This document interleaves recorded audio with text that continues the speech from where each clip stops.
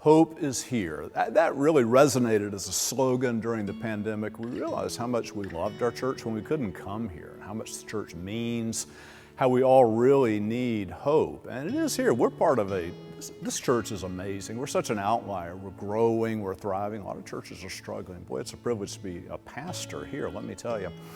And we have the opportunity now to do something that is hopeful and really exciting for our church, for the city, for the world. It's for God. Everything that we do is for God. We're charged with stewardship of our facilities. Our strategic plan calls for that. We have this building that we're in. I don't know if you've ever thought about this. Years in the 1920s, some people built this building, and maybe they built it for their own comfort, but I don't think so. They said, like, for years, we want this great, beautiful church to be here. You and I have been like on a free scholarship here for years. We've been paying a nickel for this building. We love it and enjoy it every week. That's what churches do. That's what we have the opportunity to do. We have our Parish Life building. It's great.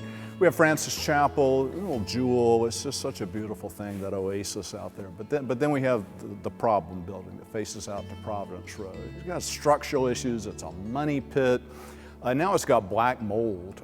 We will never be in that building again. We've done a feasibility study a few years back to look at what could we do on this site. We got all the zonings. We said we could build a really nice, functional, multi-use building there. Our building committee, trusted church members who are really smart about all these things, have expertise, have been working with WGM architects, coming up with some really exciting plans. We think that because of COVID, we're going to get a better building than we've done it before COVID. We've learned we need more flexible space, we need more open space, we need more space that opens to the outdoors, maybe something on the roof. It's going to be a great building. It's going to look great looking out to Providence Road. We're looking at having a cafe in there, which would be a cool place to come and hang out, have coffee and so on, but it's also an employment thing, right? So our UMAR participants could be trained in the hospitality industry and work there so they would have jobs, but then also be trained for future work in that. Another wonderful feature about this building is going to be connectivity. You know, as it is, we've had to like walk outside to get over to that other building.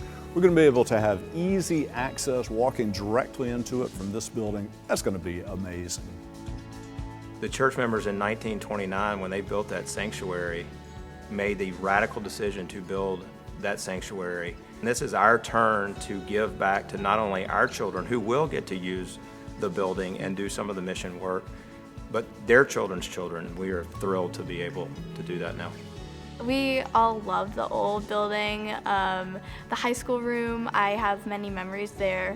But I think with this new building, there's going to be more opportunity, being able to like fellowship in it. I'm sure that the kids that are going to be going into youth group, they'll create the same memories that I've had, and they'll be able to really have that foundation. You know, on a Sunday night we average 250 youth or so, and I think that's just the beginning. I think in this new space we can even expand from that. And it's not just about the numbers though, again, it's about their heart.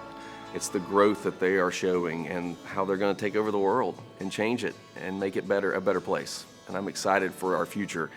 Trust me, as someone that gets to hang out with youth all the time, our future's in good hands. We have great youth that are going to be the next generation of leaders for the church. You know, this building is itself a mission. Like, churches do this. Like, we build buildings where we can come and learn and grow together, but then it becomes the base to reach out to the world. We're going to do mission stuff in the building, but also as part of this, we have a couple of exciting mission projects outside our building. One is out near the airport at a place called the Meadows. It used to be the Plato Price School back in the day.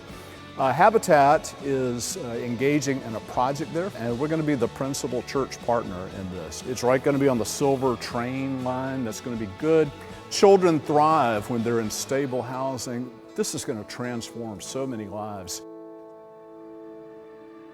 The second project is going to be over at Caldwell Memorial Presbyterian Church. They have a project of affordable housing there, apartments where people will live. This project is very special to me because I know the first person that told me about it was Richard Harrison. You may remember Richard. He sang in our Church in the Round service, read scripture in here. did so much. One of our greatest church members died suddenly during the pandemic.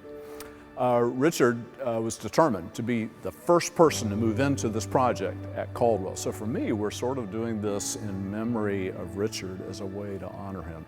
So Hope is here, a great new building here, not just for us, but for the community, and then also mission work out there. This is going to bring hope to so many, not just us, to our whole world.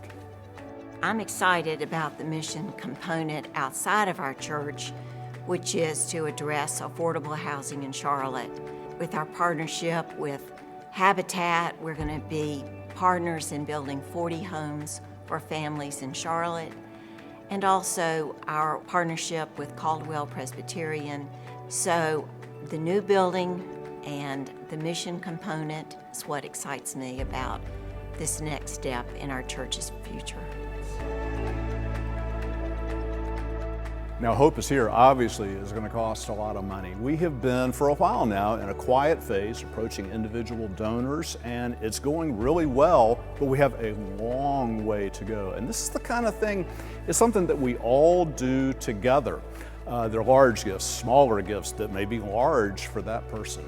What we want to do is all come together and do our best for God. If we all do our best for God, this project will thrive, we'll have plenty of money to get it all done. It'll be really cool. Now, Alan Walworth is our consultant. He has this giving chart. He calls it his prayer list.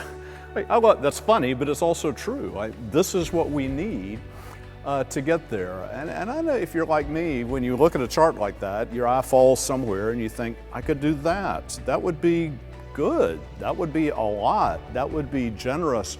What we're asking each person to do, though, is not just stop there, but maybe, could I do more?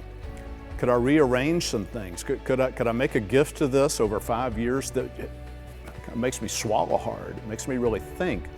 Lisa and I did this. We're making the largest gift to this that we have ever made by far to anything. And we're asking everybody to think about doing that same thing. Now, when we first decided what to give, it kind of took my breath away. And as time goes by, I just have so much joy because of it, right?